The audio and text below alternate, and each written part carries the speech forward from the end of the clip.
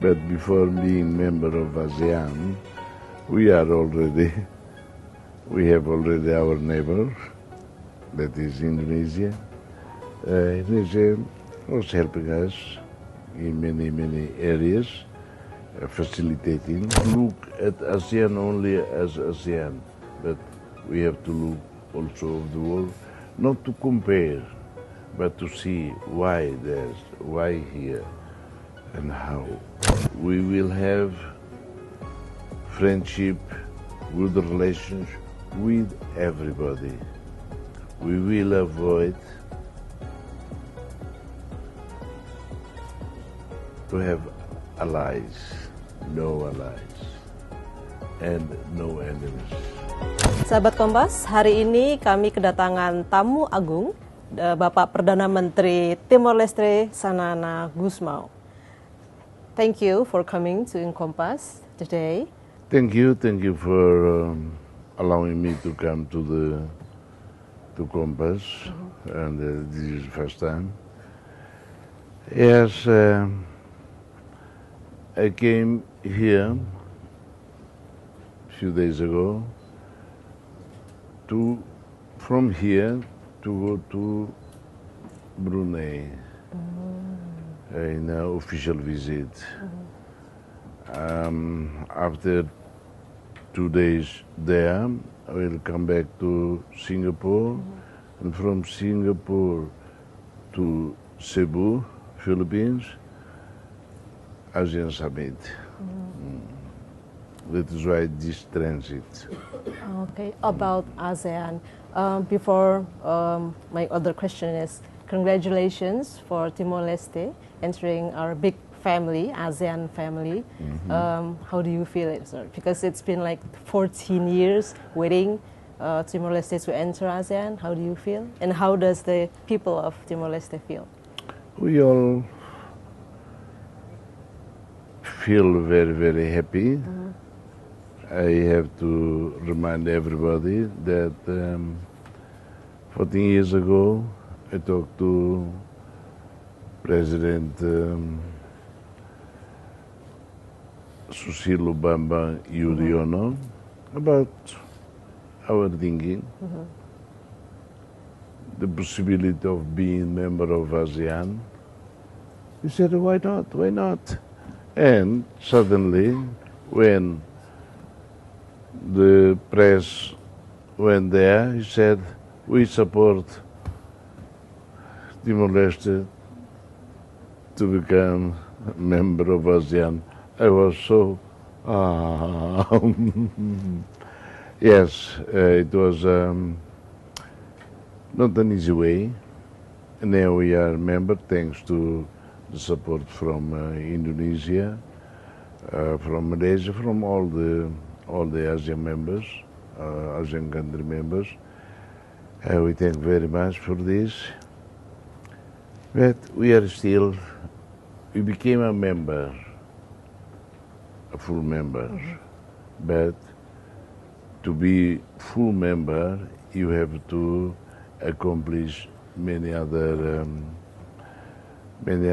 conditions, and we are still in this way to approve more documents, etc., etc. Yes, that is why it is not an easy way to be member of ASEAN.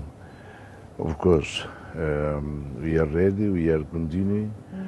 There are still more than 40 documents. 40, that's 40. Yes. Wow, that's a lot. That is why we are trying our best. After Laos summit, the Prime Minister of Malaysia,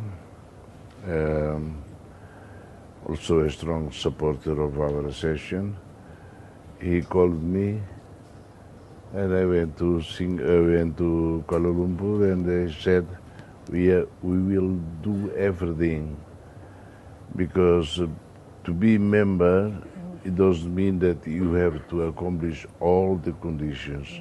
That is why at least few you have to, and we did this, and now we are still in this process of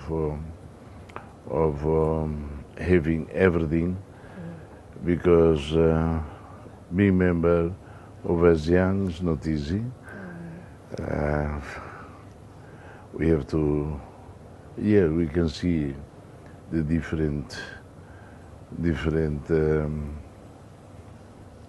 how to say, culture, language, all of these, politics. We have to accomplish ourselves to the region. For us, it was very important because before we were an observer of Pacific, South Pacific, but looking at the map, no, we cannot be. We are inside. Inside meaning we belong to all the region, ASEAN region. As a new member, usually as a new member, there's a fresh idea, a new idea, innovative idea. Do you have that to offer? I mean, does Timor Leste has a new idea, fresh idea to offer ASEAN? We don't say that. It took time just to see how we can receive something and what can we give to ASEAN. In terms of offering or receiving, we don't say that we are in the best conditions for this, because we are a new country. When we talk about new country, especially the consolidation of the state institutions must be a priority. After that, having a vision to develop the country, all of these, no? That is why we don't say we can offer. We only say that ASEAN offers to us opportunities to learn more. When we talk about learning, we don't go to Singapore and we say, okay, we do like Singapore. No. What we learn is the right things made in a country, how, and we can follow this process to our country, because we are different, no? And especially in terms of human resources capability, because we are a new country. Our problem was now that we are also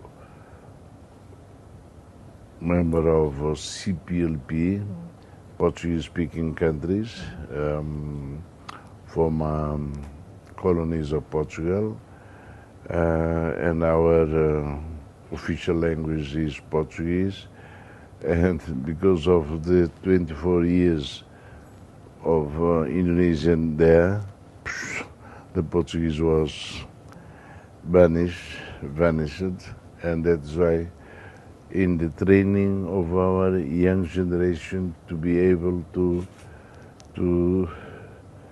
take the reins of the government of the state, but being member of ASEAN, it will offer us, it will open to us more opportunities to our young generation to learn.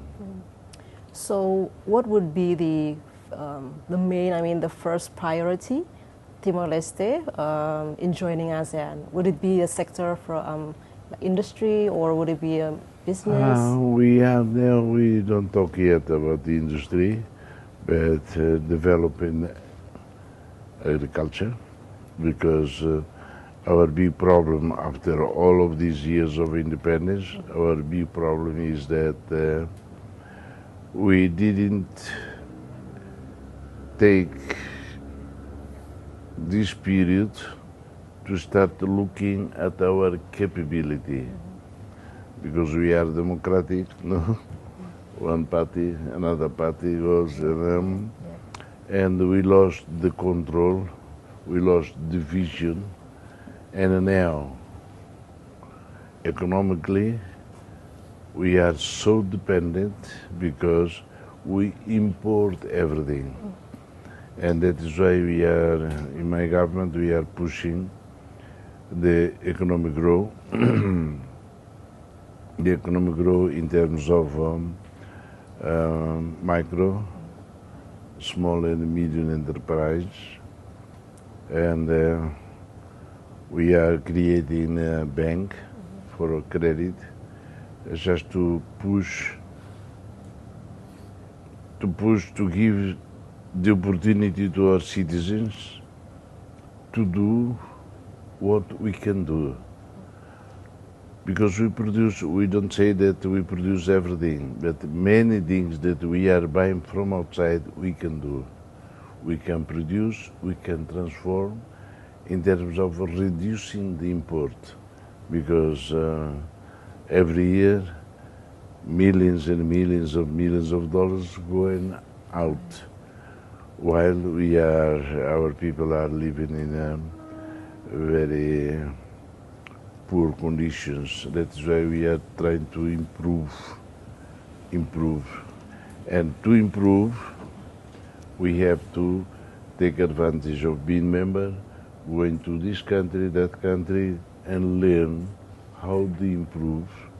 And we can do this in our country, just to, in the beginning, in the medium time, short and medium term, to reduce the import, because we cannot start ambitioning export. At least we do for ourselves instead of importing things that we can have. So can you see that ASEAN can help you on that specific matters? Yes. This is the benefit of being a member of ASEAN. Now, about Indonesia, because we're very close, we're practically sisters and brothers.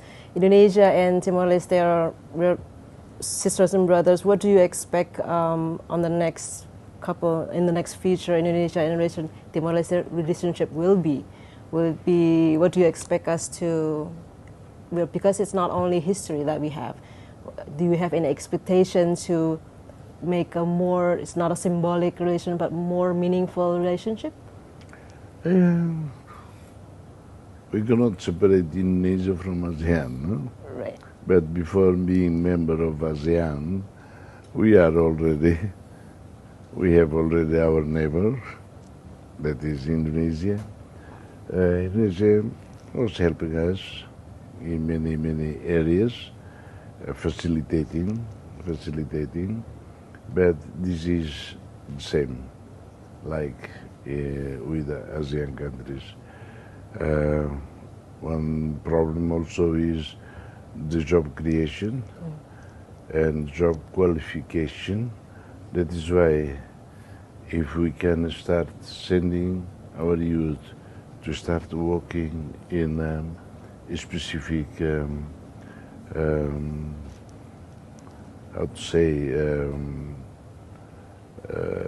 capabilities, they can go back and we can improve our economy, our development.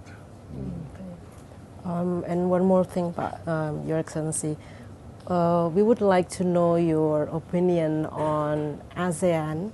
As you know, that ASEAN has so many problems inside. From, let's say, just now we had Cambodia and Thailand fighting each other, and then we have this Myanmar issue, which is not settled yet, and we have a lot of problems. And so how do you see ASEAN on that? I mean, is it still an effective organization, a big family that really could work together to find a solution, or is it really like because we have this principle non-interference and everything, and other than that we have also problems with the regional cooperation that is so many around ASEAN. What do you think about that?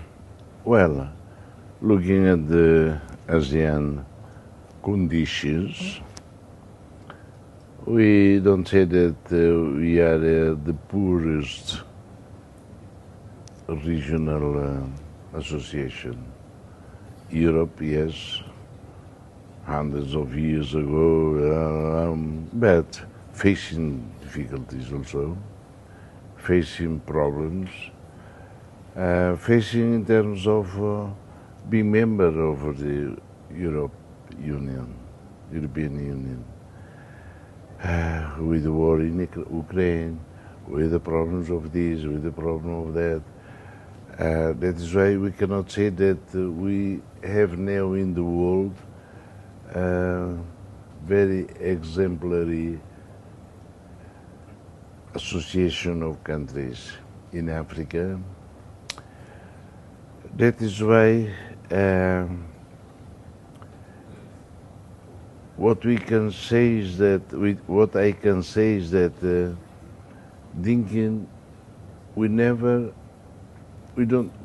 cannot look at ASEAN only as ASEAN, but we have to look also of the world, not to compare, but to see why here and how. Of course, you mentioned the non-interference, yes, but sometimes there is only like a call not to directly telling people must do this, must do that. Of course, before we came, before being member of ASEAN, it was a problem between us and Myanmar. What we can appeal sometimes, if we tell people do this, they will not do. But if you can appeal, if we can have more contact, more dialogue, it can change. I say that because we are a founding member also of small G7 plus. Plus because now we are more than 7. We started with 7. And we don't teach because we saw that many UN organizations go to a place and start teaching. You do that, blah, blah, blah, we say, from where? Or from a country that there is no democracy and they are teaching.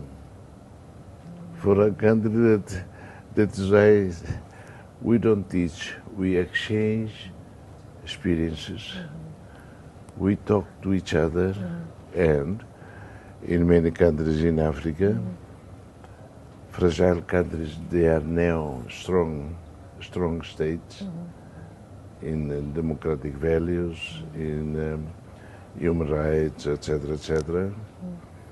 They can reduce conflict there. That is why we, instead of just saying something, a sentence, well, don't do this, don't do that, if we approach, have a better approach, a diplomatic approach, a social approach, I believe that we can solve many problems. Because, yes, we know Cambodia and Thailand, we were a little bit bad. It can happen. Instead of saying, don't do this, don't do that, we try to take advantage of being member of a big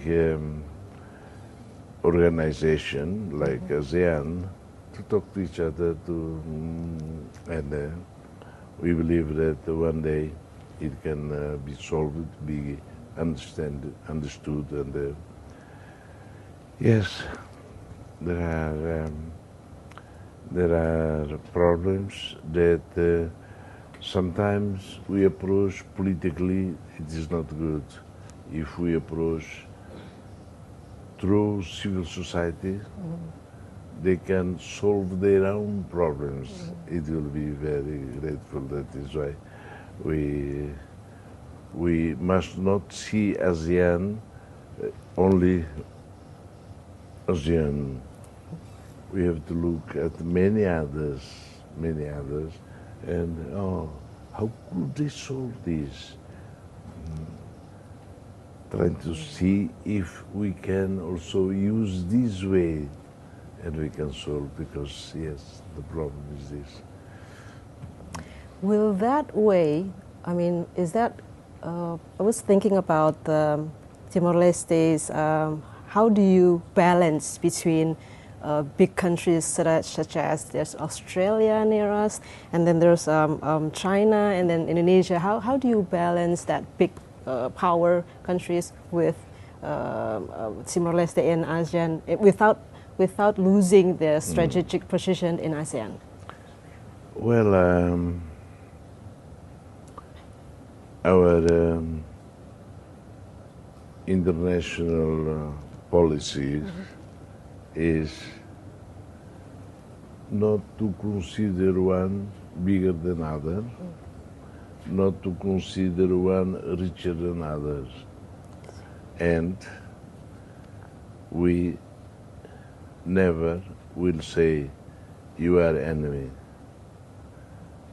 We will have friendship, good relations with everybody. We will avoid to have allies, no allies, and no enemies. Everybody in the world, near or far away, big or small, rich or poor, we are all brothers.